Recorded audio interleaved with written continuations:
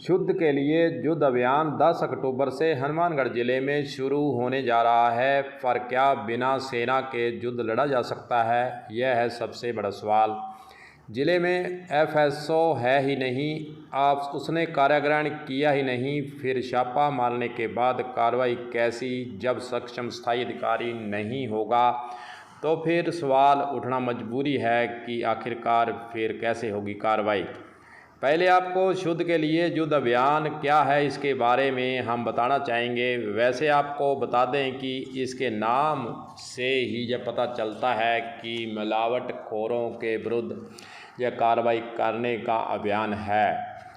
मिलावट करने वालों के यहाँ छापे पड़ेंगे, फिर पहुँच वाले लोग राजनेताओं के फ़ोन भी करवाएंगे। कुछ तो बच निकलेंगे और कुछ को काबू भी कर लिया जाएगा। यह अभियान 10 अक्टूबर से ज़िले में शुरू होने जा रहा है।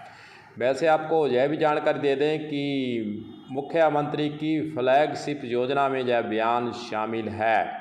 आइए सीएमएचओ हनुमानगढ़ का इसके संबंध में क्या कहना है, पहले आपको वह सुना देते हैं, सुनिए।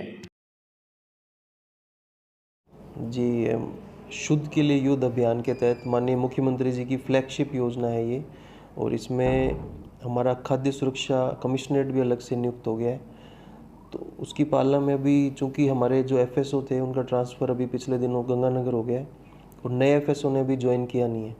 तो इसमें अभी थोड़े दिन, लेकिन हमारे पास अभी 3 ट्रेनी एफएसओ हैं हमारे पास, तो उनकी ट्रेनिंग प्रोग्राम चल रहे हैं। तो उन ट्रेनिंग के तहत हम एक बार निरीक्षण तो करवा रहे हैं, लेकिन अभी एक्ट के तहत सैम्पलिंग की कार्रवाई थोड़ी अभी प्रभावित हुई है हमारी। त्योहारों को लेकर हम जल्दी मांग करेंगे कि हमारे एफएसओ जल्द से जल्द ज्वाइन करें और अधिक से अधिक सैम्पलिंग कार्रवाई करवाएं।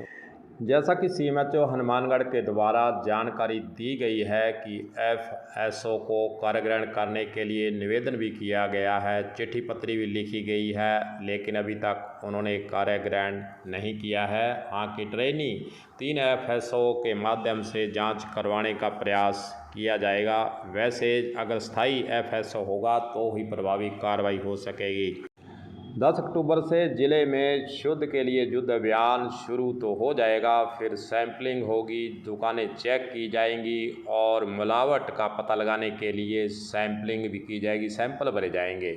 सैंपल भरने के बाद इसे लेबॉर्ट्री में भेजा जाता है। आपको यह जानकारी देना चाहेंगे कि ज़िले में लेबॉर्ट्री जाँच करने वाली जो लेबॉर्ट्री होती है वह अभी तक नहीं खुली है, और जयपुर या बीकानेर अन्य स्थानों पर जहाँ भी लेबॉर्ट्री बनी हुई है वहाँ पर सैंपल जाते हैं। सैंपल जाने के बाद कई महीने उसकी जांच में लग जाते हैं, और कहीं ना कहीं जो शुद्ध के लिए युद्ध अभियान की बात है और उसको लागू करने की बात है, और जो मिलावटखोर हैं उन पर कार्रवाई करवाने की बात है, उसमें कहीं ना कहीं ज़िले के अंदर लेबॉर्ट्री अगर नहीं है तो उसमें देरी होना स्वाभाविक ही है।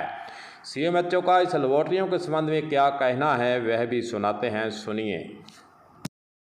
बिल्कुल, इसमें स्वीकृति तो आई हुई है, जैसे हर ज़िले में इनको सरकार की तरफ से था कि हर ज़िले में खाद्य लेबोरेटरी खोली जाएगी। हनुमानगढ़ के लिए हमने जो तख्मीना था जो स्वास्थ्य भवन में हमने तैयार करके भिजवा दिया है। अब ये राज्य सरकार से कभी भी ये इसकी स्वीकृति आ सकती है भवन निर्माण की। तो इसका निर्माण, हमारी यही आशा है कि इसी वित्तीय वर्ष में इसकी स्वीकृति हो तो हम जल्द से जल्द हनुमानगढ़ में भी ये सैम्पलिंग इनकी जांच करवा पाएंगे।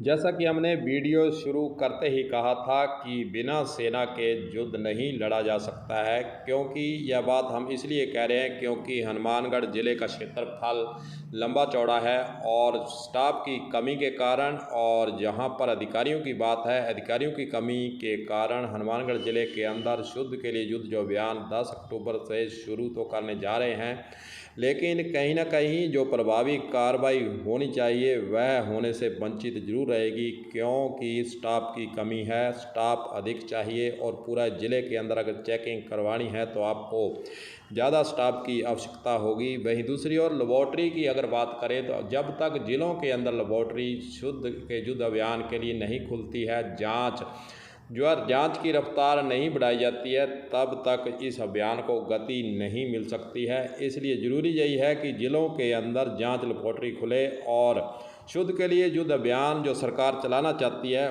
उसके लिए स्टाफ की जो कमी है उसमें बढ़ोतरी करना भी आवश्यक है, तभी यह अभियान सफल हो सकता है और मिलावटखोरों के विरुद्ध कहीं ना कहीं कार्रवाई करने के लिए हम ज़िले के अंदर सक्षम हो सकते हैं।